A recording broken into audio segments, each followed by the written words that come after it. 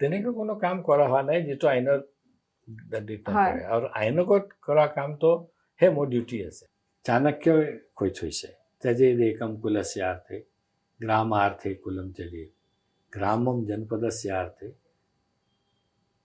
ह्यात्मार्थे पृथ्वीम त्यजेद so আমাৰ এতিয়া এই মুহূৰ্তত উল্ফা বুলি বস্তু নাই বাছি থকা বস্তুৰ ভিতৰত হৈছে আমাৰ পৰেশ বৰুৱা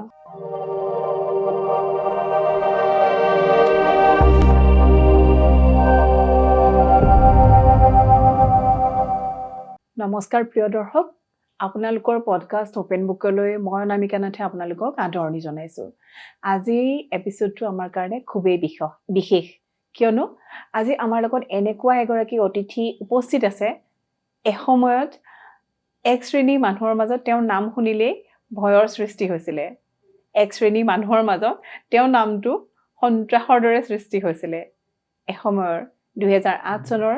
অসম আৰক্ষীৰ একেবাৰে শীৰ্ষ পদবীত থকা G M Sribastob ডাঙৰীয়া আজি আমাৰ লগত উপস্থিত আছে ডাঙৰীয়া আমাৰ অনুষ্ঠানলৈ আপোনাক আদৰণি বাকি প্ৰথমতে আপোনাৰ খবৰ জানি লম কেনেকুৱা হৈ আছে স্বাস্থ্য ভালে আছে নে ঠিক আছে অসমতো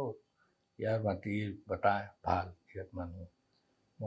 ইমান মৰম পোৱা যায় যে বেমাৰ হ'বলৈ টাইমছ নহয় কিন্তু আৰু বয়সৰ লগত যি প্লাছ মাইনাছ অলপ হয় হেল্থ এইটো আছে বাকি সকলো মংগল আছে হয় সদায় ভালে থাকক প্ৰথমে আপুনি ক'লে যে অসমৰ আমাৰ ওয়েদাৰ ইমান ধুনীয়া যে বেমাৰ হোৱাৰ কোনো কথাই নাই আৰু অসমৰ মানুহৰ মৰম আপুনি ইমানকে পাইছে কোনবাখিনিতে এটা প্ৰশ্ন আমাৰ সকলোৰে মনলৈ আহে যিমান আমাৰ শীৰ্ষ বিষয়াসকল আহে বিশেষকৈ বাহিৰৰ পৰা বুলিয়ে মই ক'ব লাগিব অসমৰ বাহিৰৰ পৰা আহে আপুনি অসমৰ বাহিৰৰ পৰা বুলিয়ে মই কৈছো অসমৰ কি বস্তুৱে আপোনাক আটাইতকৈ ইমান মোহিত কৰিলে যে আপুনি অসমতেই থাকি যোৱাৰ সিদ্ধান্ত ল'লে মই যেতে জনাই দিছো 50 বছৰ পুৰা হৈছে মই 1973 ডিসেম্বৰ মাহত আহিছিল আৰু যোৱা বছৰ ডিসেম্বৰ মাহত মোৰ 50 বছৰ পুৰা হ'ল সো এতিয়া গোল্ডেন জুবলি হ'লে আৰু মেইন কথা হ'ল যে যেতিয়া জিঠাইত আহিলো আহি পেলাই যিটো মৰম পালো তাৰপিছত পৰিস্থিতিজন্য হওক বা কৰ্তব্য পথত থাকোঁতে অলপ কঠোৰ পদক্ষেপ চলিব লগা হ'ল বা হয়তো কোৱাত অলপ ৰাস্তা বদলি কৰি কাৰণ কানুনৰ এটা কাম কৰিব গ'লে ল এণ্ড অৰ্ডাৰ এষ্টাব্লিছ কৰিবলৈ গ'লে সদায় মৰম কৰি কাম কৰিব নোৱাৰি এইটো আৰু ঘৰত এটা যদি বাচ্চা কেতিয়াবা বেছি ৰাতি জগৈ দিয়ে তো একো নহ'লে অন্তত অলপমান ভয় দেখুৱাবৰ কাৰণে ৰঙা চকুহে দেখাব লগা হয় সেই তেনেকৈ আৰু তেনেকৈ পৰিস্থিতিজন হৈছিলে কিন্তু এইটো ইণ্টেনশ্যনেল নহয় এইবিলাক হোৱাৰ পিছত তেনেকুৱা এটা পৰিস্থিতি আছে যে মানুহে ভাবিলে যে এই মানুহটো আমাৰ নহয় বুলি এইকাৰণে এনেকৈ কৰি আছে কিন্তু যেতিয়া দেখা গ'ল যে নহয় আমি চব একেই কাৰণ আমাৰ অৱধাৰণাত অসমখন সদায় ভাৰতবৰ্ষৰ অভিন্ন অংগ আমিতো মহাভাৰত কালৰ পৰা দেখিছোঁ তাৰ আগতো যদি যাওঁ কৃষ্ণৰ কথা আৰম্ভ কৰিলে আমি দেখিম যে কৃষ্ণৰ টাইমৰ পৰা অসমৰ লগত ৰেষ্ট অফ দ্য কাণ্ট্ৰি যিটো হয় তাৰ সম্পৰ্ক আছে স্পেচিয়েলি উত্তৰ প্ৰদেশ বুলি ক'লেতো হ'বই কাৰণ মথুৰা বৃন্দাবন কন্নৌজ বনাৰস এইবিলাক যে আমাৰ কাশীৰ মানুহ অৰিজিনেলি এইকাৰণে মোৰ ভিতৰত তেনে কোনো ভাৱ নাছিলে এইটো এটা যিটো কয় কেইজনমান মানুহে তেনেকৈ যদি ভাবিছিলে কিন্তু মই তেনেকৈ ৰখা নাই এইকাৰণে মৰমৰে কাম কৰি যোৱা হৈছে কিন্তু মৰমৰ মাজতে য'ত অলপ মান প্লাছ মাইনাছ কৰিব লগা হয় অলপ কঠোৰ হাতেৰে কাম কৰিব লগা হ'ল কৰা হ'ল কিন্তু এইখিনি কৰাতেও যিটো হৈছিলে ইমান দিন ইয়াত থাকিলেও মৰম যিটো মানুহৰ পৰা পালোঁ যিটো স্বীকৃতি পালোঁ যিটো সহযোগিতা পালোঁ মোক কোনোদিন লাগাই নাই যে এচাম মানুহক বাদ দি ইণ্টাৰেষ্টেড কৰা নাই যে মই লোকেল নহওঁ বা মোৰ ইয়াৰ মানুহ নহয় মই বেলেগ ঠাইত আহিছোঁ বেলেগ তো এনেকৈ অনুভূতি আৰু এতিয়া 50 বছৰৰ ভিতৰত প্ৰায় 35-40 বছৰটো মই অসমতে থাকিলোঁ কণ্টিনিউৱাছলি তাৰপিছত আৰু ইয়াৰ পৰা গৈ এতিয়া মই যদি যিটো ঠাইক মই মূল স্থান ক'বলৈ খুজিব মানুহ তাত গ'লে মই ষ্ট্ৰেঞ্জাৰ হৈ যাম তাক মই চিনি পোৱা মানুহো নহ'ব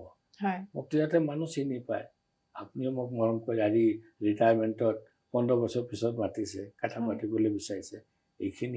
এইখিনি মোৰ উপলব্ধি এইকাৰণে এইটো আৰু হ'ল আৰু ব্ৰহ্মপুত্ৰক আমি বিৰাট ভাল পাওঁ মোৰ ৱাইফ মই মানুহক সুধিলে মই কয় হয় মই কিবা এটা এৰি আহিছোঁ কিন্তু তাৰ পৰিৱৰ্তে ইয়াত কিবা এটা পাইছোঁ মানুহে স্বাভাৱিকভাৱে জানিবলৈ বিচাৰে এৰি অহাৰ ভিতৰত হৈছে মা গংগা আৰু বাবা বিশ্বনাথ কিন্তু ইয়াত আহিয়ে যিটো হ'ল মাক পালোঁ কামাখ্যা আৰু ব্ৰহ্মপুত্ৰ আছেই নহয় আৰু ব্ৰহ্মপুত্ৰৰ আৰু এটা গুণ আছে যে বছৰত এদিনৰ কাৰণে গংগা হৈ যায় অশোকাষ্টমীৰ দিনত ব্ৰহ্মপুত্ৰ স্নান কৰিলে গংগা স্নান কৰাৰ সেইটো পোৱা হয় তো গংগা আছে ৰিলেটেড যিখিনি বস্তু তো মই একেবাৰে ৰিলেশ্যন ভাঙি যোৱা নাই তো মোৰ লাভে হৈছে মই গংগাও পালোঁ ব্ৰহ্মপুত্ৰ পালোঁ মা কামাখ্যা পালোঁ এইফালে উমানন্দ আছে তো মোৰ কোনো এৰি অহা যেন হ'ল লগা নাই আৰু এটা এক্সটেণ্ডেড ফেমিলিৰ ফিলিংটো ইয়াত আহি যায় বন্ধু বান্ধৱ তাৰে মাজত আছে ইয়াতো যিটো ঘৰত বহি আছো এই ঘৰৰ মানুহজনেও মোৰ কাৰণে পুত্ৰবধূ হয় তো এইখিনি ফিলিং লৈ পেলাই মই লগা নাই যে মই ক'ত এৰি পেলাই বেলেগ ঠাইত আহিছোঁ সেই মৰম আৰু এই মৰম আৰু বতাহলৈ যে ব্যৱহাৰটো অসমীয়া মানুহে যদি দেখা যায় ভাৰতবৰ্ষৰ এই অন দ্য স্কেল অফ 10 যদি দেখা যায় খং কৰা বা মানুহৰ পৰস্পৰ ব্যৱহাৰত উগ্ৰ হয় এইখিনি নাই এইখিনি দেখিলে বহুত ল' হয় আমাৰ মানুহ সহজে কাৰো অনাদৰ কৰিবলৈ নাযায় এইটো বিৰাট এটা গুণ এইটো এইখিনিয়ে আৰু এইখিনি বান্ধি থৈ দিলে আৰু গমে নাপালোঁ যে কেতিয়াৰ পৰা চমচ হয় যে যিখিনি মানুহে আমাক কানা অসমীয়া বুলি ক'বলৈ ধৰিছিল এটা টাইমত সেই উগ্ৰপন্থী গ্ৰুপৰ মুৰব্বীজনেও মোক ফোন কৰি ক'লে যে আপুনিতো অসমীয়া হৈছে এতিয়া গতিকে একচেপ্টেন্স বুলি যিটো কয় মানে যিটো নকৰিলে তাৰ পৰাও মই স্বীকৃতি পাইছোঁ যিহেতু উগ্ৰপন্থী কথাটো ওলাই পৰিলে মই অকণমান পিছলৈ পাতিম বুলি ভাবিছিলোঁ আপোনাৰ লগত এই প্ৰসংগ আপোনাৰ নামটো মই আকৌ এবাৰ মোৰ মুখত ল'ব বিচাৰিম জি এম শ্ৰীবাস্তৱ বুলি কোৱাৰ লগে লগে বহু কথা মনলৈ আহে বিশেষকৈ কংগ্ৰেছ চৰকাৰৰ সময়ত 2001 চনত হ'ব নেকি আপুনি এটা এলিগেশ্যন লগাইছিলে যে কংগ্ৰেছ চৰকাৰৰ মিনিষ্টাৰ আৰু আলফা কেডাৰৰ মাজত ভইচ ৰেকৰ্ডিং আছে বা মিলা মিছাৰ মাজেৰে কংগ্ৰেছে সেই সময়ত শাসনত আহিবলৈ সক্ষম হৈছিলে আপুনি কিহৰ ভিত্তিত এইটো এলিগেশ্যন লগাইছিলে এইটো এলিগেশ্যন নহয় আৰু এইটো টাইমো নহয় এইটো ফৰমো নহয় য'ত এইখিনি বস্তু এইটো বেছড অন ইণ্টেলিজেঞ্চেছ আৰু ইণ্টেলিজেঞ্চ সদায় পাব্লিক কৰিব নোৱাৰি এক নম্বৰ কিন্তু কথা এটা ৰেছপন্সিবল জগত বহি পেলাই ক'লে তাৰ আধাৰটো থাকিব লাগিব আৰু এইটো সঁচা কাৰণ এটা যিহেতু 10 বছৰতকৈ বেছি হ'ল এতিয়াতো প্ৰায় 20 বছৰ হৈ গ'ল এতিয়া বহুতখিনি কথা ক'বও পৰা যায় কিন্তু বেছি বিতং কথা আমি ক'বলৈ নাযাওঁ কিন্তু তেনেকৈ কাগজ পোৱা হৈছিলে এটা টাইমত এইকাৰণে এইটো ইলেকশ্যনৰ পিছত যিহেতু তাৰ এটা পলিটিকেল ষ্টেটমেণ্ট নিচিনা হ'লে হয় এই বস্তু তেতিয়া নহয় তেতিয়া তাৰ ওপৰত যিটো ব্যৱস্থা কৰিব লাগে এইটো কৰা হৈছিল কিন্তু ব্যৱস্থা যিটো হয় মানুহৰ শান্তি ৰখাৰ কাৰণে বা কাৰো কোনো অপকাৰ নহয় তাৰ কাৰণে কিন্তু পিছত ডকুমেণ্টছবিলাকৰ ভিতৰত এইটো দেখা গৈছে যে ৱায়াৰলেছ মেছেজ বা কেনেকৈ কিবা এটা কমিউনিকেশ্যন আছিল তাত তেনেকৈ এটা আছিল সেইকাৰণে কথাটো পিছত ৰাইজৰ পৰা লুকাই থোৱা হোৱা নাই জনাই দিয়া হৈছে এতিয়া বস্তুটো বেলেগ কোনে কৈছিলে কি কৈছিলে এইখিনি আৰু পাব্লিক কৰিব কথা নাই বহুতখিনি বস্তু ৰাজহুৱা কৰা নহয় সেইটো আৰু এইখিনিতে এটা প্ৰশ্ন মনলৈ আহে যে আমাৰ যেতিয়া আৰক্ষীৰ হওক বা শীৰ্ষ বিষয়াসমূহ যেতিয়া পলিটিকেল পাৰ্টিৰ লগত জড়িত হৈ পৰে তেতিয়া বিভিন্ন ধৰণৰ কথা আমাৰ মনলৈ অহাটো একেবাৰে স্বাভাৱিক কথা আপুনি কংগ্ৰেছৰ ওপৰত ধৰক এনেকুৱা মত প্ৰকাশ কৰাৰ পিছত 2014 চনত তৰুণ গগৈ চৰকাৰৰ দিনত আপোনাক এডভাইজাৰ হিচাপে নিয়োগ কৰিলে আপুনি কি এনেকুৱা ভাল কাম কৰিলো বুলি ভাবে যাৰ কাৰণে আপোনাক এই পদবীত ল'লে নে আপুনি কংগ্ৰেছ চৰকাৰৰ হৈ কিবা কৰিলে নেকি চৰকাৰৰ কোনো কথা কোৱা নাই মই কংগ্ৰেছ পাৰ্টিৰ ওপৰত কথা কোৱা নাই এইটো প্ৰসংগত ভুল হ'ল তেনেকৈ এটা যিটো সাক্ষ্য ওলাইছিলে তাত আছিলে উলফাই এইটো কথা কৈ আছে তো উলফাৰ ভাৰ্জন আছিলে উলফাই কিবা এটা মেছেজ দি থৈছিলে এইখিনি আমাৰ হাতত আহিল তাৰ নৰ্মেল যোনে যি অৰ্থ লৈ ল'লে কিন্তু উলফাই তেনেকৈ এটা কৈছে যে আমাৰ সহায় লৈ বা আমাৰ হেৰিখিনি লৈ এতিয়া হয়তো তাকো নাকৈ দিব কাৰণ উলফাটো কেতিয়াও এটা ষ্টেটমেণ্ট দিবলৈ তাৰ ওপৰত থিৰ নাথাকে যিটো যেতিয়া সুবিধা হ'ব তাৰ মতে ক'ব এইটো কণ্ট্ৰভাৰ্চিয়েল বস্তু কিন্তু মোৰ কাম আছিলে বেচিকেলি আমাক যিটো আইনগতভাৱে সংবিধানৰ ভিতৰত যিটো আমাৰ ডিউটি আছে ভাৰতবৰ্ষত যিটো আইন আছে আইনৰ দাণ্ডীৰ ভিতৰত থাকি কাম কৰিব লগা আছে তো আমি মিলিটেঞ্চিৰ ওপৰত যিটো এটা কণ্ট্ৰল কৰিব পাৰিছোঁ মিলিটেঞ্চিৰ ভিতৰত আমাৰ এটা এনেকৈ এটা হোল্ড হ'ল এটা টাইম আহিছিলে যে বাংলাদেশ বা য'তে যোনে থাকক তেওঁলোকে আমাৰ ৰিচত আছিলে সেই তেনেকৈ টাইমত মোৰ ৰিটায়াৰমেণ্ট হ'ল আৰু কেইটামান প্ৰজেক্ট তেনেকৈ চলি আছিলে যে আমি মানুহখিনি আনিব পৰা হৈ যাওক বা তেওঁলোকে চাৰেণ্ডাৰ কৰিব বা তেওঁলোকক এৰেষ্ট কৰিব বা হোৱাট এভাৰ এইটো অলপ এইটো ক্ৰুচিয়েল টাইম পৰিল যেতিয়া মই ৰিটায়াৰ কৰিছোঁ তো ৰিটায়াৰমেণ্টৰ কেইটামান হয় যে যিখিনি প্ৰজেক্ট আপুনি চলাই আছে আপোনাক সহায় কৰিব পৰা মানুহ যিখিনি আছিলে হয়তো বেলেগৰ কাৰণে নাযাব পাৰে তো just to maintain that continuity it is not I am doing something for party যি কৰিছোঁ দেশৰ কাৰণে কৰিছোঁ ৰাষ্ট্ৰৰ কাৰণে কৰা হৈছে ভাৰত ইজ মোৰ important than any political party আৰু এইকাৰণে মই পলিটিকেল পাৰ্টি হৈ কাম কৰা নাই মইতো আৰম্ভণিৰ পৰা আহিছোঁ তেতিয়া কংগ্ৰেছ আছিলে তাৰপিছতে মিক্স গভৰ্ণমেণ্ট হ'ল এনেকৈ হৈ থাকিলে এটা কৰি চিফ মিনিষ্টাৰ হ'ল মই অন ডেপুটেশ্যন যেতিয়া গ'লোঁ ত্ৰিপুৰাত তেতিয়া তাত CPM গভৰ্ণমেণ্ট আছে তো I have work with every party political পাৰ্টিৰ লগত কাম কৰিলে কোনো অসুবিধা নাই কাৰণ আমি পাৰ্টি ৰিলেণ্ট হৈ কাম কৰিবলৈ গ'লেহে অসুবিধা হ'ব আমি যদি IPC বদলি নহয় চৰকাৰ বদলি হ'লেও IPC একে থাকিব গতিকে যিকোনো পলিটিকেল পাৰ্টি থাকক কিন্তু আমাৰ সংবিধান আমাৰ আইন যিটো একে আছে CRPC IPC তো পুলিচটো তাৰ মতে চলিব লাগে প্ৰব্লেম ক'ত হয় য'ত এই বিষয়াসকল ইয়াৰ পৰা ডাইভাৰ্ট কৰি পলিটিকেল পাৰ্টিৰ এজেণ্ট হিচাপে বা তেওঁলোকৰ ভাগিদাৰ হৈ পেলাই কাম কৰিবলৈ বিচাৰে সেইটো ভুল হয় বৰ্তমান সময়ত মই যদি অসমৰ সামগ্ৰিক পৰিৱেশৰ ওপৰত আপোনাক সোধোঁ আপুনি প্ৰশাসনিক দিশটোতো বৰ্তমান সময়ত আপুনি যিটো ক'লে যে নিজৰ এজেণ্ডা মতে চলিব লাগিব ঠিক তেনেকৈ আজিৰ সময়তো আমাৰ প্ৰশাসনিক বিভাগটো চৰকাৰৰ মতে নচলি নিজৰ এজেণ্ডাত চলি আছে বুলি আপোনাৰ অনুভৱ হয়নে মইতো এক্সপ্লেইন কৰিব লাগিব তোমাক চৰকাৰৰ এজেণ্ডা আৰু নিজৰ এজেণ্ডা কি বুলি দেখিছে কোন ভিত্তিতে কথাটো কৈছে তেনেকৈ চৰকাৰ এটা গভৰ্ণমেণ্টৰ যিটো এটা পলিচি আছে পলিচি মতে চলিব পলিচিটো আইনগত হ'ব লাগিব সংবিধানৰ অন্তৰ্গত হ'ব লাগিব সংবিধানৰ বাহিৰত গৈতো নহয় এইটো ৰং পাৰচেপশ্যন যিটো হয় কি মানুহে ইল ইনফৰ্ম হৈ থাকি নিজে নিজে এটা পাৰচেপশ্যন কৰিলে কিন্তু বেচিক আইটেম যিটো আছে কি আছে সংবিধান দেশৰ সংবিধান আৰু তাৰ অন্তৰ্গত বনোৱা নিয়ম কিন্তু বৰ্তমান সময়ত আমি যিবোৰ নিয়ম কানুন দেখি থাকোঁ মাজতে দেখা পোৱা গৈছে ড্ৰাগছৰ নামত কাৰোবাক দেখিলেও ভৰিত গুলিয়াই বা এনকাউণ্টাৰ এনেকুৱা ধৰণৰ যিবোৰ আমি দেখা পোৱা গৈছে সেইবোৰ সংবিধানে কেতিয়াও এলাও কৰা নাই এইবিলাক চব দূৰৰ পৰা দেখা হয় প্ৰক্ৰিয়াটো চাব লাগিব এইটো বস্তু যি দল কামৰ কাৰণে গৈছে জংঘলত বা য'ত গৈছে সি বেছি জানিব নেকি আপুনি জানিব বা মই জানো ঘৰত বহি আমি নাজানো ড্ৰয়িং ৰুমত বহি পেলাই ফিল্ডত কৰা একশ্যনৰ ওপৰত আপুনি ৰিপিটেশ্যন হ'ব পাৰে দিছ নট এ পেটাৰ্ণ ৰিপিটেশ্যন হ'ব পাৰে কাৰণ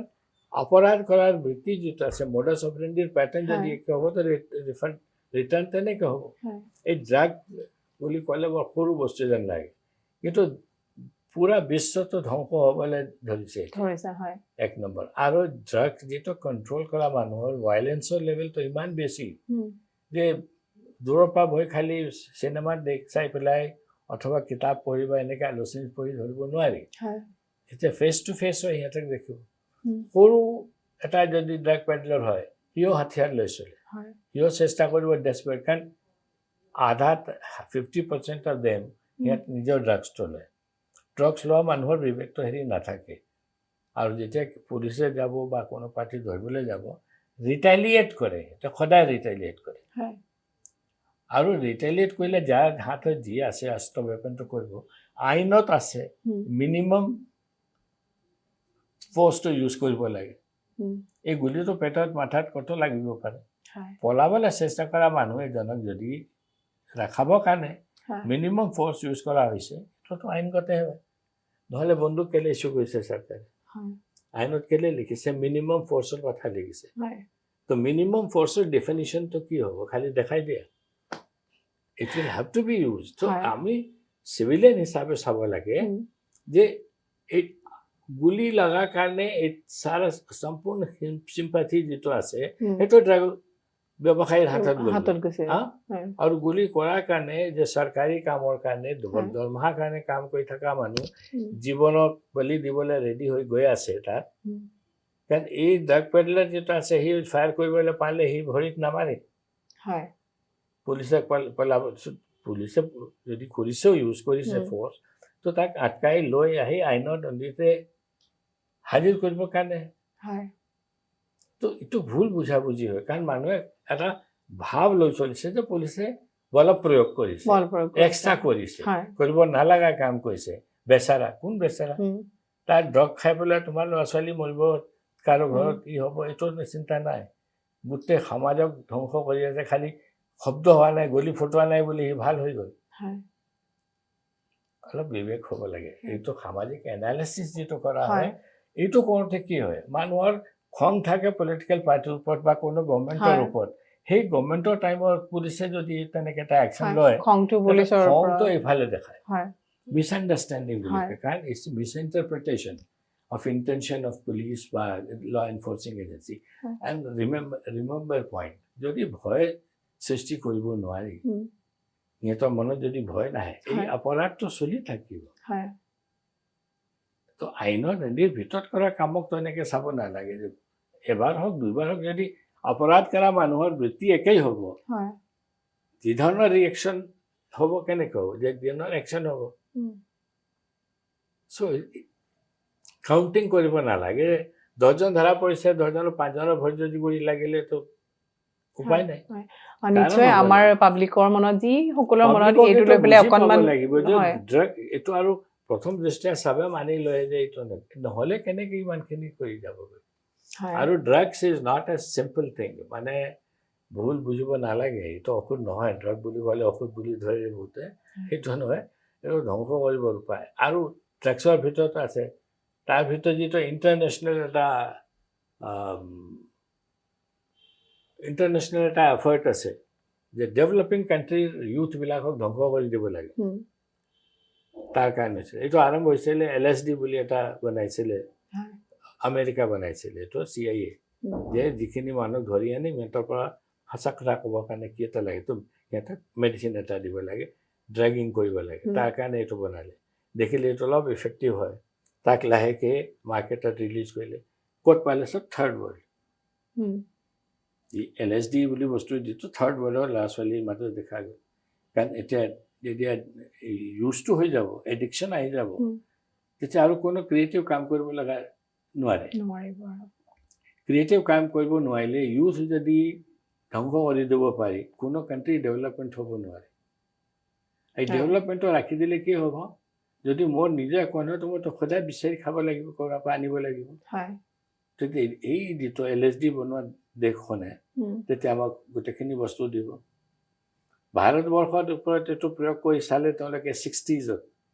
আৰু তেতিয়া কি হ'ল তেতিয়া এটা 3টা কাম কৰিব বিচাৰিলে তেনেকৈ টাইমত CIA এইটো তথ্য আহি গৈছে এতিয়া স্বীকাৰো কৰিছে স্বয়ং CIAৰ মানুহে কোৱা কথা যে আমাৰ প্ৰধানমন্ত্ৰী লাল বাহাদুৰ শাস্ত্ৰী তেখেতক পয়জন দিলে তাছকান্তত তেওঁ মৰিল তাৰ 15-20 দিন ভিতৰতে আমাৰ হোমী জাহাংগীৰ বাবা CIA মাৰিলে এই দুজন গ'ল তাৰপিছত CIAৰ এটা স্পেচিয়েল চেল এইটো চেষ্টা কৰি আছিলে যে কিবা কৰি ধানৰ খেতিৰ যিটো আছে ভাৰতবৰ্ষৰ তাক কেনেকৈ যে ধ্বংস কৰি দিব পাৰি বিনষ্ট কৰি দিব পাৰি আৰু তাৰ প্ৰডাকশ্যন ৰেটটো কমি কেলে কৰিব তেতিয়া তেওঁলোকৰ যে ঘেঁহু হৈ আছে ঘেঁহুটো wheat will be post in our market 1960ত হেৰি আহিছিলে PL40 বুলি কৈ পেলাই পচা ঘুমটো আনি পেলাই ইণ্ডিয়াত খুৱাই আছিলে ৰঙা ৰঙা চ' এইটো ইণ্টাৰনেশ্যনেল এটা ইকনমিক ৱাৰফেয়াৰ যিটো বুলি কয় তাৰ অন্তৰ্গত পৰে কথাটো বৰ সৰু youth is being given drug কিন্তু ইম্পেক্টটো চাওক it will have an impact on the economic development of the country যিটো ডেভেলপমেণ্টৰ কথা আপুনি যিটো ডেভেলপমেণ্টৰ পৰা যদি মিছ কৰি যোৱা আছে you will have to be dependent on something সেই ডিপেণ্ডেণ্ট এইকাৰণে বহুত ঠাইত দেখিবা যে বিশ্বৰ বহুতখিনি ঠাইত মিলিটেঞ্চি কেলে হয় CIA আছে বেকত বা তেনেকৈ এটা এজেঞ্চি কাৰণ কি হ'ল এইখিনি চলি থাকিলে অৰ্থাৎ যিটো হাথিয়াৰটো বনাই আছে তাৰ এটা মাৰ্কেট থাকিব নহয় যদি এনেকৈ নাথাকেতো হাথিয়াৰ বনাই কি কৰিব এদিন বন্ধ কৰিব লাগিব চলি থাকিব লাগে so' it's an international criminal marketing racket for everything যিটো ডেভেলপমেণ্টৰ কথা আপুনি কৈ আছে মই বিশ্বৰ কথাও নকওঁ ভাৰতবৰ্ষৰ কথাও নকওঁ মই অসমৰ মাজলৈ আহোঁ আলফা নামটোৱে অসমৰ উন্নয়নত অসমখনক বহু বছৰ পিছুৱাই যোৱা যেন আপোনাৰ অনুভৱ হয়নে বহু বছৰ যেন পিছুৱাই নিলে নো ডাউট হয় কোনো কথাই নাই মানে 35 years মানে 80s onwards মানে ফাৰ্ষ্ট পাৰ্ট ৰাফলি ক'বলৈ গ'লে 80 to 83 পিছৰ পৰা we have not really done much of development কৰিব নোৱাৰা হৈ গ'ল কাৰণ পৰিস্থিতি নাই তেওঁলোকৰ উৎপাতৰ কাৰণে কওক বা যি হওক বাহিৰৰ যিটো ৰিপৰ্টিং কৰা হ'ল বা যিটো ইমেজ গ'ল ইনভেষ্টমেণ্ট নহয় আৰু বেছিভাগে বাহিৰৰ পৰা মানুহ আহিবলৈ বাদ দিলে থকা মানুহ পলাব লগা হ'ল যিবিলাক কাম কৰিলে লেবাৰ ক্লাছ একেবাৰে থিন হৈ গ'ল আৰু যিটো বাংলাদেশীক লৈ যুদ্ধ কৰিবলৈ ওলাইছিলে এই বাংলাদেশীখিনিহে আহি পেলাই এই লেবাৰ ক্লাছৰ পুৰা কভাৰ কৰিব হৈ গ'ল পাৰ্চেণ্টেজটো বাঢ়ি গ'ল পপুলেশ্যন ডেম'গ্ৰাফিক চেঞ্জটো আহি গ'ল আৰু বেছি আৰু ইমানে নহয় ইকনমিকেলি তেওঁলোকক ষ্ট্ৰেংথ দিয়া হৈ গ'ল বাংলাদেশী আহি পেলাই কাম কৰিবলৈ বিচাৰিব নালাগে ৰিক্সা আছে পৰি আছে কাৰো ঘৰত কাম কৰিবৰ কাৰণে কাম কৰা নাই বন্ধ কৰা নাই এনে চব ঠাইত সোমালে আৰু যি আছিলে গ'লগৈ ঠেলা কৰা মানুহ বা ফেঞ্চি বজাৰ নিচিনা জেগাতো মানুহ নাপায় এতিয়া হয় না কোনো এটা त्योहार আহিলে গুৱাহাটীত ৰিক্সা চলাবলৈ মানুহ নাই গুৱাহাটী খালী হৈ যায় বাংলাদেশী অহাৰ মূল কাৰণটো আলফা বুলি ক'ব বিচাৰে আপুনি মূল নহয় কিন্তু যে ষ্ট্ৰেংথ বাইছ লৈ আহি পেলাই থাকিব পৰা হৈ গ'ল অন দেয়াৰ অ'ন তাতে তেওঁলোকৰ যোগদান আছে না নয় কৰিলেও নহ'ব যদি ইণ্ডিজিনাছ মানুহ নেখেদিলে হয় টি গাৰ্ডেনৰ পপুলেশ্যন কমিবলৈ নল'লে হয় তো এইখিনি মানুহ ইমান জেগা নাপালে ন স্পেচ ক'ত আছিল স্পেচটোত হ'লে আহিবই স্পেচটোত নাছিলে এওঁলোকৰ উৎপাতত স্পেচটো হ'ল স্পেচত আহি পেলাই ইয়াতে বহি গ'ল এই বহি যোৱা মানুহ যদি দুইজন আহিছে তাৰ আৰ্থিক স্থিতি হৈ গ'ল তেতিয়া 10জনক কিয় ৰাখিব পৰা হৈ গ'ল তো কোনে দিলে ছাপৰ্ট দিছ ইজ গোবাই পাৰভাৰ্টেশ্যন কম্বিনেশ্যন চিষ্টেম দেখিলে গম পাব যে হোৱাট ইজ ইয়'ৰ কণ্ট্ৰিবিউশ্যন তো তেওঁলোকে ৰিয়েলাইজ কৰিব লাগে হয়তো এইটো ৰিয়েলাইজ কৰিছে পিছত গৈ মেইন ষ্ট্ৰীমত আহিব এইকাৰণে হৈছে তেতিয়া দেখিলে যে আমি যি পন্থা লৈছোঁ এইটো দি যিটো আমি ভাবি আছোঁ এইটো হ'ব নোৱাৰে বৰঞ্চ উল্টা হৈ আছে তেতিয়া বেছিভাগটো ঘূৰি আহিলে থেংক গড যদিও আমি আলফাৰ অস্তিত্ব এতিয়া বৰ্তমান সময়ত একেবাৰে না কৰোঁ কিন্তু কোনোবা প্ৰকাৰে নহয় কোনোবা প্ৰকাৰে আলফাৰ প্ৰসংগটো আহিয়ে যায় আজিও অলপ দিন আগতে আপুনি চাগে গমেই পাইছে আমাৰ প্ৰশাসনৰ ফালৰ পৰা চোৰাংচোৱা পঠাইছে বুলি কিছুমান মিছ আণ্ডাৰষ্টেণ্ডিং হৈ আছে পৰেশ বৰুৱাৰ লগত ঠিক যদিও আলফা অস্তিত্ব নাই কিন্তু প্ৰত্যেকটো ৰাজনৈতিক দলৰ বাবে এক ৰাজনৈতিক ইছ্যু হিচাপে ৰাখি থ'ব বিচাৰিছে নেকি আলফাক ৰাজনৈতিক দলৰ ইণ্টাৰেষ্ট এইটো নহয় এটা কথা হয় ফিজো নাগালেণ্ডত আছিলে যিটো মিলিটেঞ্চিৰ ফাদাৰ বুলি কৈ দিয়া এতিয়া গ্ৰেণ্ড ফাদাৰ বুলি ক'ব লাগিব তেখেতৰ কি আছিল কৰি লাষ্টলৈকে কি পালে চ' আমাৰ এতিয়া এই মুহূৰ্তত উল্ফা বুলি বস্তু নাই বাচি থকা বস্তুৰ ভিতৰত হৈছে আমাৰ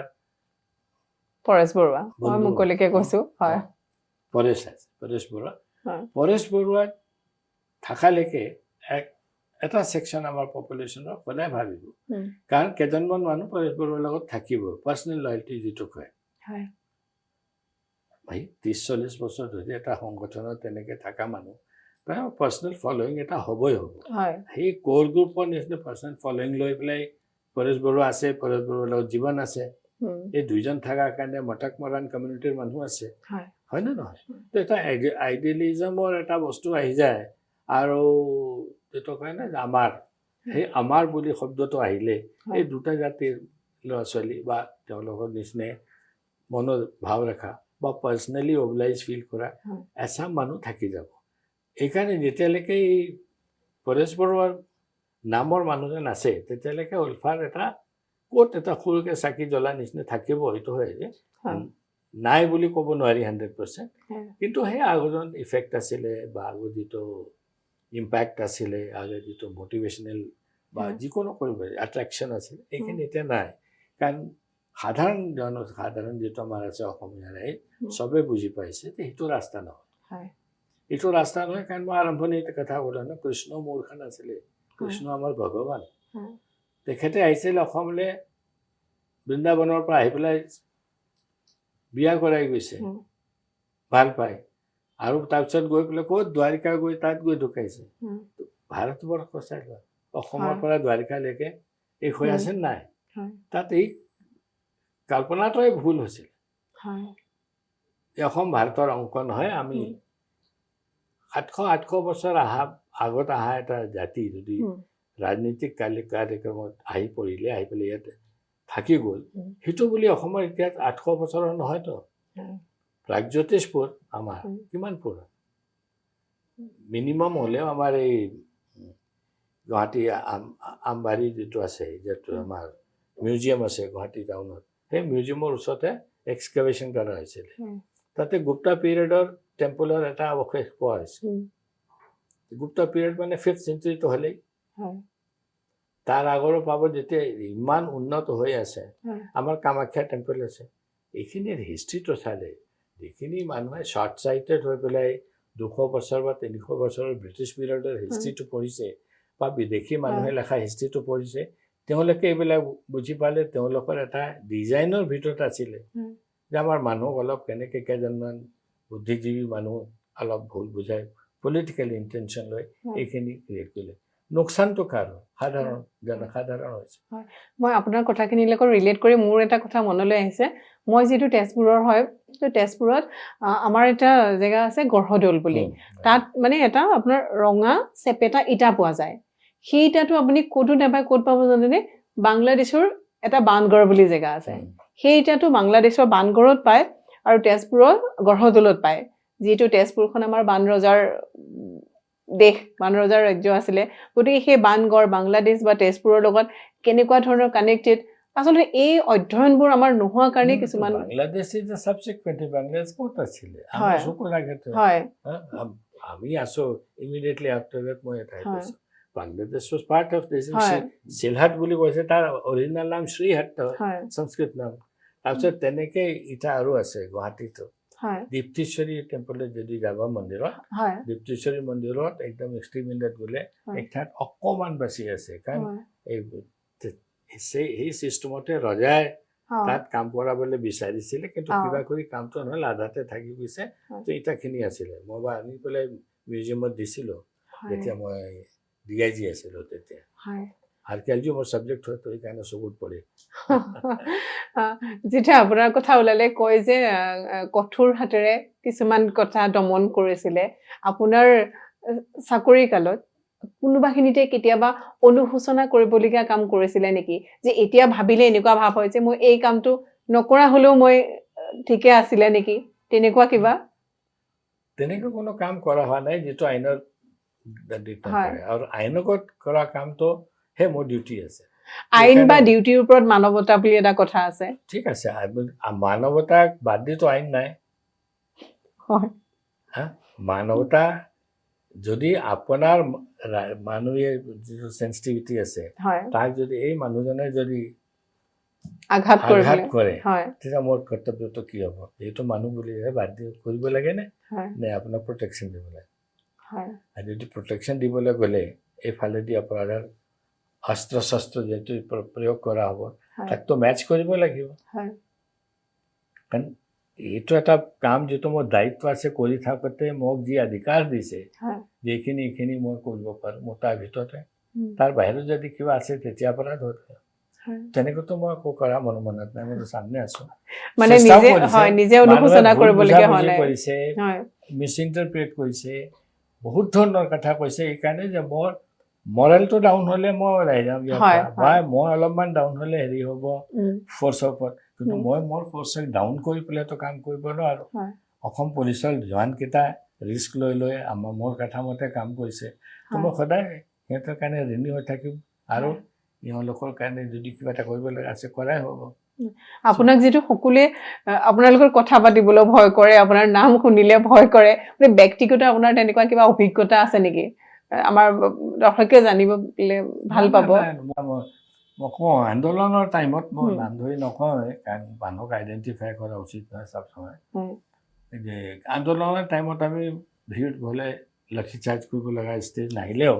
অকমান ভয় দেখুৱাই ভিড়টো ভাঙিবৰ কাৰণে মেলা ভাও দিয়া হয় আছু গাই দিয়া পিছতে তেনেকৈ এটা পৰিস্থিতি খেদি আছো আমি মাইকী মানুহ আছে আইতা হ'ব হেৰি হ'ব বহুতো চিনাকি মানুহ এই 100 গজ 200 গজ যোৱাৰ পিছতে আমাৰ দীঘলী পুখুৰী ক্ৰছ কৰোঁতে হাণ্ডি ক্ৰছ কৰাৰ পিছতে তাৰপৰা এজনী তাৰপৰা এনেকৈ কৈছে ৰাতি ভাত খাবলৈ কৈছিলোঁ আহিবা দেই আপোনাক কৈছে মানে বিশ্বাস কৰিব পৰা বস্তু হয় নেকি এইটো যে মই লাঠি লৈ হাতত মোৰ লগত CRP আছে আসাম পুলিচ আছে আৰু আমি ভিটো খেদি আছো ভিটো কি ধৰ্ণা দিবলৈ আহা মোটা মানুহ মাইকী মানুহ সব আছে তাৰে ভিতৰ পৰা কোনো পাথৰ মাৰিলে কেনে অলপ ভিটো ভাঙি দিব লাগে কাৰো গাত লাঠি নালাগে কিন্তু অলপ খেদা ভাও দিলে পলাই থাকোঁতে এইটো সিচুৱেশ্যন নহয় যাতে ইভিনিঙৰ নিমন্ত্ৰণটো মনত থাকিব লাগে মোক মনত পেলাই দিব লাগে যেহেতু এইখিনি ঘটনা হোৱাৰ পিছত যে মই ৰাতি নাহোঁ নাহিলে মাছটো বনাই থব নে কি হ'ব কোনে খাব সো দ্যাট থিংছ এইটো ব্যৱহাৰ মই কৰা নহয় ভিতৰৰ পৰা বেয়া পোৱা হয় নহয় মই কৰ্তব্য কৰিছোঁ তেওঁলোকৰ কৰ্তব্য কৈছে যে ৰাইজ হিচাপে সামাজিক এটা দায়িত্ব সবে লৈছে যে আমি বিদেশী হেৰি আন্দোলনত আমি যাম হেৰি কৰিবৰ কাৰণে বা ধৰ্ণা দিবৰ কাৰণে মই ইফালে আছোঁ মোৰ চিনাকি মানুহ সব আছে কি কৰিম মই ডিউটি কিন্তু মোক মিছআণ্ডাৰষ্টেণ্ড কৰা নাই আপোনাৰ দায়িত্বটো বুজি পাইছে মই মোৰ কাম কৰি আছোঁ কিন্তু এই যেটো হোৱাৰ পিছত ইভিনিং যেতিয়া ঘৰলৈ যোৱা হয় then we are friends again and I am an invitee মই যাবই লাগিব কিন্তু ক'লে মানুহ বিশ্বাসে নকৰিব তেনেকৈ যিটো হয় কেতিয়াবা ব্যক্তিগত জীৱনত অসুবিধাৰ সন্মুখীন হৈছিলে নেকি আপোনাৰ এই কঠোৰ দমন নীতিৰ কাৰণে কঠোৰ দমন মানে হ'লে you don't show' unnecessary leniency বুলি হয় যেটো আছে আইনগতভাৱে কৰিব লাগিব আৰু এটা বস্তু মনত ৰাখা যে আইৰন কাটছ দি আইৰন অথবা লাইক কিয়ৰ্ছ দি লাইক হয়নে নহয় অলপ এটা সন্তুলনটো ৰাখিব লাগিব খালি মিলিটেণ্টৰ ভয়তে মানুহ আমাৰ পলাই থাকিব এইটো ঠিক নহয় তাৰ পৰিৱৰ্তে যদি ৰাইজ আৰু পুলিচৰ ভয়তে মিলিটেণ্ট পলাই শান্তি আহিব So to that extent, যেটো permissible আছে এইটো হয় আৰু ইগনোৰ কৰিবৰ কাৰণে কোনো কাৰণ নাই ভয় কৰিবলৈ কোনো কাৰণ নাই মৰাটো এদিনে হয় তাৰ কাৰণে কোনো দিন তিথি লিখি ৰখা হোৱা নাই যে মই আগতে মৰিলে পিছত গ'লো তো ভয় বুলি বস্তু নাই মই আমি বেনাৰসত বহা মানুহ সদায় এইটো জানো যে আজি আছো কালি নাথাকিব পাৰোঁ কিন্তু যি হাতত লৈছো দায়িত্ব এইটো পূৰা কৰি গ'লে অন্ততঃ মানুহৰ মনততো থাকি যাম যিটো কাম লৈছিলে কৰিছে ভাল বেয়া যি হয় তো মই নাজানো যে মই ভাল কাম কৰিলোঁ নে বেয়া কাম কৰিলোঁ নে কি কৰিলোঁ কিন্তু অসমত শান্তি আনিবৰ কাৰণে প্ৰয়াস কৰোঁতে ময়ো কিবা এটা যোগদান কৰিব পাৰিছোঁ কেতিয়াবা লাগে যে হয় কৰিছোঁ কাৰণ নহ'লে আজি 15 বছৰ পিছত তুমি খালি আকৌ মাতি চিন্তা কৰিলোঁ চ' দ্যাটছ মাই এচিভমেণ্ট কিন্তু তেনেকৈ নাই নিজৰ পাৰ্চনেল লাইফতো বিভিন্ন ধৰণৰ অনুভৱ আছে মই এটা কওঁ যে তেতিয়া এইটো আৰম্ভণিৰ অৱস্থাত তেতিয়া উলফাৰ ইমান হেৰি নাই আৰম্ভ হৈ আছে কিন্তু বন্ধ হ'লে 2 দিন 3 দিন বন্ধ আমাৰ বন্ধ 2 দিনৰ বন্ধৰ কাৰণে আমি একদিন আগৰ পৰা একদিন পাছলৈকে ওল থাকে মই ঘৰত নাথাকাই হৈছোঁ আৰু এই গুৱাহাটীত থাকা এতিয়াতো এই ঘৰো নাই য'ত তুমি SP বা হেৰি কেম্পাছটো চেহেৰা বদলি হৈ গৈছে তো মোৰ ডাঙৰ ছোৱালী বিহু তাই সৰু হৈ আছে তো দেখাই নাই তাই মোৰ ঘৰত হয় কি যে মই ৰাতি আহোঁ 2-2:30 আহি পেলাই আৰু খালি তাই গম পায় যে পাপা আছে বোলে কাৰণ তাইৰ কমিক্সবিলাকতো জেগাৰ পৰা নাপায় আহি মই ৰাতি কমিক্সটো পঢ়োঁ আকৌ আৰ্লি মৰ্ণিং ওলাই যাওঁ এই এটা 1:30 মানত আহিছোঁ আকৌ 4টাত ওলালোঁ গিল চাবক লগত আহিলে তো তাই কেইবাজনো মোক দেখাই নাই যেতিয়া মই আহোঁ তাই শুই আছে যেতিয়া মই ওলাই যাওঁ তাই শুই আছে স্কুলত গৈছে আহিছে নেকি বন্ধৰ দিনত এদিন এনে কিতাপৰ দোকান আছে আমাৰ এই গুৱাহাটী টাউনতে তো মই দেখিলোঁ মোৰ গাড়ী থিয় হৈ আছে, সকলোৱে আহিছে নেকি কোনো। তো পেট্ৰলিং কৰি থাকোঁতে বন্ধ দিনতে খালি কিতাপৰ দোকানটো অলপমান খোলা আছিলে বাচ্চা হেৰি। তো মই নামি গ'লোঁ। মই দেখিলোঁ হয় মোৰ ছোৱালী আছে, ৱাইফ আছে, কিতাপটো চাই আছিলে। তো তাই মোক চাই পেলাই আহিবই, দৌৰি আহিব। ছোৱালীটো এনেও দেউতাক বেছি হেৰি কৰে, দৌৰি আহি পেলাই পাপা আগে ঠিক আছে, অল ঠিক আছে, এইটো ল'ব কিতাপ সৰু বেছি ডাঙৰ নাছিলে তাই। But then she would read books and comics. তাৰপিছতে মাজতে ইমান 4-5জন 10জন মানুহৰ মাজতে তাই আকৌ সুধি আছে মোক, পাপা আপ মেৰে ঘৰ কব আয়েংগে। মোৰ নিজৰ ছোৱালী মোক সুধি আছে যে মেৰে ঘৰ কব আয়েংগে। মানে মই ভাবিবই নোৱাৰিলোঁ যে মানে কি ৰিয়েক্ট কৰোঁ। মোৰ ভিতৰত গৈছে যে ওচৰৰ মানুহে চাব, ক'ব যে ইহঁতৰ ঘৰত কিবা কাজিয়া লাগিছে নেকি, অহা যোৱা নকৰে বা কি নেকি, মানে I had no answer to it. মই ক'লো বেটা চলো সাথ চল। ফাৰ্ষ্ট টাইম মই পেট্ৰলিঙৰ মাজৰ পৰা তাইক লৈ ৱাইফক লৈ মই ঘৰলৈ আহিলোঁ। মই কৈছে 1 ঘণ্টা মই she had not played with me for months together. মোক দেখাই নাছিলে, she thought যে মই ক'ত আৰু গৈছে। চ' তেনেকৈ পৰিস্থিতিত কাম কৰি কৰি কৰি আমি ভাল বেয়া যি হৈছে, কিন্তু কৰোঁতে মোতকৈ বেছি পৰিয়ালৰ ল'ৰা ছোৱালী সিহঁতে বহুত মিছ কৰিব লগা হৈছে। গতিকে আমাৰ যিটো এই কষ্ট এই ত্যাগখিনি আমাৰ পাব্লিকৰ চকুত নপৰে। গতিকে ঘৰৰ কথা বেছি নকয়, কিন্তু ভাবিব লাগে আমাৰ নিজৰো পৰিয়াল আছে, আমিও সাধাৰণ মানুহৰ একে হেৰি শুবৰ টাইম, উঠা টাইম, যোৱা টাইম, কিন্তু দিছ ইজ ওৱান ইণ্ডিকেশ্যন। আৰু এইটো মোৰ লগত হৈছে বুলি মই ক'ব পাৰিছোঁ আজি। পুলিচ ফ'ৰ্চত কিমান মানুহৰ লগত তেনেকৈ ঘটনা হৈ আছে। ভাবি চোৱাচোন যে চিপাহী এজন বা আমাৰ দৰগা এজন কাম ইয়াত কৰিছে, ফেমিলি গাঁৱত আছে, এইটো নাজানে যে মানুহজন ভাত খাবলৈ পালে নাই টাইমত। এতিয়া এই মিছনত গৈছে, জংঘলত গৈছে, যদি এক্সচেঞ্জ অফ ফায়াৰ হ'ল, কিবা হ'ল, কেনেকৈ পৰিস্থিতিৰে কাম কৰে।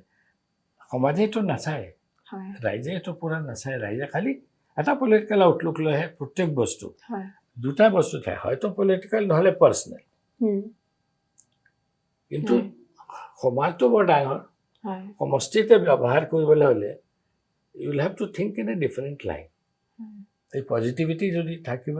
তেতিয়া বেলেগ, নহ'লে এইখিনি হ'ব আৰু মই এইটো this is my personal thing, ঠিক আছে, but this is also' an experience, it gave me strength and thank God my children are normal, they are doing well and all this things have not affected, they always take a lot of pride in it. ঠিক আছে, that's in a way negative impact নহয় পেলাই positive হৈছে। অৱসৰৰ পিছত নতুন কিবা project বা এতিয়া কিহত ব্যস্ত আছে আপুনি? মানে কেইবছৰটো এডভাইজাৰ হৈ থাকিলোঁ, তাৰপিছতে 2টা কোম্পানী আছিলে, তেওঁলোকে এক্সপেনশ্যন অসমত কেইটা কৰিব, তাৰ কাৰণে কনচালটেঞ্চি কৰিলে। আদাৰৱাইজ মই খালি এতিয়া ছ'চিয়েল ছাৰ্ভিচ, ইয়াতে 2টা NGO আছে, স্পাষ্টিক চিলড্ৰেন পুৱাৰ, এইখিনিৰ লগত জড়িত হ'বলৈ যিমানটো পাৰোঁ। বাট দিছ থিংছ আই ডোণ্ট পাব্লিচাইজ, মোক ডিটেইল নকওঁ, নাম নকওঁ। কেইজনমান ল'ৰা ছোৱালী পঢ়ি আছে, তেওঁলোকক মাহেকীয়া যিটো খৰচা হয় সেইখিনি দি এটা টাইম হৈছে যি অলপ চলপ পাৰোঁ গিভ বেক টু ছ'চাইটি, এটা মোৰ হয়। আৰু মোৰ পেঞ্চনৰ 1 ভাগ মই এইটো কাৰণে ৰাখি থৈ দিছোঁ। আৰু মোক আৰু নাম এইকাৰণে নলওঁ যে এই মানুহজনৰ আত্মসন্মান এটা বস্তু আছে। মই দান কৰা নাই, মই সহায়, ঠিক আছে, মই ভাল পাওঁ বুলি মই কৰি আছোঁ। ই মোক কৰিবলৈ দিছে, সহায় কৰিবলৈ দিছে, এইটো মোৰ উপকাৰে হৈছে, কাৰণ নহ'লে মই মনৰ এটা বাঞ্ছা পূৰা কৰিবলৈ নাপালেহেঁতেন। So' that's is how it is, and whatever good can be done for society. বাকী আৰু কেইটামান ইনষ্টিটিউট আছে, যেনে আমাৰ ছাৰ্ভিচ ট্ৰেইনিং, ইণ্টাৰভিউ, এইখিনি call me, just trying to see that youth আৰু নতুন প্ৰজন্ম যিটো আছে ভাল ৰাস্তাতে থাকক। আমাৰ পৰা যদি তেওঁলোকে কিবা শিকিবলৈ বিচাৰে আমি আছোঁ, আমাৰ পৰা কিবা বিচাৰিলে আমি দিবলৈ প্ৰস্তুত আছোঁ। খালি ডিভিয়েশ্যন যেতিয়া দেখোঁ তেতিয়া অলপ কষ্ট হয়, কিন্তু এতিয়া এটা মানে পৰিৱেশ আহিছে অসমখনত কাৰণ আগতে অসমৰ পৰা বাহিৰত গৈহে হায়াৰ এডুকেশ্যন লৈ আহিব লগা হৈ আছিলে এতিয়া অসমলৈ অহা হৈছে অসমতো মানুহ আহি আছে শ্বিলং হওক বা গুৱাহাটী হওক এইখিনিতে চ' দিজ এচিভমেণ্ট যিটো হৈছে যিটো ডেভেলপমেণ্টেল যিটো দেখা পাইছে এইটো কাৰণে নৰ্থ ইষ্টৰ ভৱিষ্যতো মই খুব ভাল দেখোঁ আৰু অসমখনৰ স্পেচিয়েলি কাৰণ দিছ will be the focal point four total development in future এইটো যিটো নৰ্থ ইষ্ট যিটো আছে এইটো চেণ্ট্ৰেল পইণ্ট হৈ যাব সাউথ ইষ্ট এছিয়াৰ কাৰণে গতিকে আমাৰ দৰ্শকে আজি বহু নজনা কথা জানিলে সকলোৰে মনত এটা আছিলে যে কঠোৰ বা খুব মানে চোকা হাতেৰে দমন কৰা এজন ব্যক্তি কিন্তু আপোনালোকে আজি গম পালে তেওঁ কেনেকুৱা ধৰণৰ কাম কৰি আছে আমাৰ সমাজখনৰ বাবে দুখীয়া দৰিদ্ৰজনক পঢ়া শুনালৈকে তেখেতৰ অৱদান আগবঢ়াই আছে গতিকে যদিও কেতিয়াবা কৰ্তব্যৰ খাতিৰত আমি কেতিয়াবা কঠোৰ হ'বলগীয়া হয় কিন্তু সেই কৰ্তব্যৰ আঁৰৰ ব্যক্তিজনক আমি জানিবলৈ চেষ্টা কৰা উচিত তেওঁ লাগে অসমৰে হওক বা অসমৰ বাহিৰৰে হওক অসমখনৰ কাৰণে যিয়ে কৰি আছে তেওঁক আমি সন্মান কৰাটো উচিত আপোনাক অশেষ অশেষ ধন্যবাদ আমাক এইখিনি সময় দিয়াৰ বাবে সদায় এনেদৰে কাম কৰি যাওক সুস্থ হৈ থাকক সদায় এনেদৰে থাকক ৰাইজক কাৰণে ক'বলৈ খুজিছোঁ যে চবে এতিয়া যিটো মৰম দি আছে এতিয়ালৈকে তাৰ কাৰণে মই নিশ্চয় কৃতজ্ঞ হওঁ আৰু কঠোৰ হাত এইটো আৰু ইণ্টাৰপ্ৰিটেশ্যনৰে কথা কঠোৰ বুলি নহয় আইনে যিটো কৈছে যিটো দৰকাৰ আছিলে এটা কথা আছে এতিয়া এই প্ৰসংগতে শেষতে কৈ দিওঁ যে আমাৰ ধৰ্মগুৰুহঁত বা আমাৰ গ্ৰন্থ যিটো আছে পুৰাতন তাতো এইটো প্ৰাৱধান কৰা আছে যে কিমানটো কঠোৰ হ'ব পাৰি তাৰো এটা ডেফিনিশ্যন আছে যিহেতু এতিয়া হৈছে তো ক্লোজ হওঁতে কৈ দিওঁ চাণক্যই কৈ থৈছে त्यजेदेकं कुलस्यार्थे ग्रामार्थे कुलं त्यजेत् ग्रामं जनपदस्यार्थे ह्यात्मार्थे पृथ्वीं त्यजेत् এটা আছে you have to sacrifice something তাৰে ভিতৰত হয় এইবিলাক আৰু অলপ একশ্যন ৰিয়েকশ্যন এইখিনি যিটো আছিলে কিন্তু এইটো টিম ৱৰ্ক আৰু যেতিয়া ৰাইজে ছাপোৰ্ট কৰে যেতিয়া ৰাইজৰ পৰা মৰম পোৱা হয় ৰাইজে যেতিয়া এপ্ৰুভ কৰে তেতিয়া এইখিনি হয় আৰু পৰিণামটো আজি আছে যে ভয় নকৰি পেলাই এতিয়া এটা খালি ছাবজেক্ট অফ হিষ্ট্ৰী হ'বলৈ ধৰিছে আৰু দেশখন আগবাঢ়ি গৈ আছে নতুন ডেকা আমাৰ ল'ৰাখিনি ভাৰতবৰ্ষত যিকোনো ঠাইত আছে তেওঁলোকৰ যিটো পাৰফৰ্মেঞ্চ এইটো চাই পেলাই ক'ব লগা হৈছে যে এই মাজত যিটো গেপ যদি নহ'লে হয় আজি বহুতখিনি জেগাতে আমাৰ টপ পজিশ্যনত হ'লে হয় যেনেকৈ আগতে আছিলে অইল ছেক্টৰ হওক বা ডিফেন্স হওক এইখিনিতে এইটো কৈ মই জনসাধাৰণক নমস্কাৰ জনাইছোঁ আৰু তেনেকৈ প্ৰেম স্নেহ পাই থাকিম বুলি আশা কৰিছোঁ ধন্যবাদ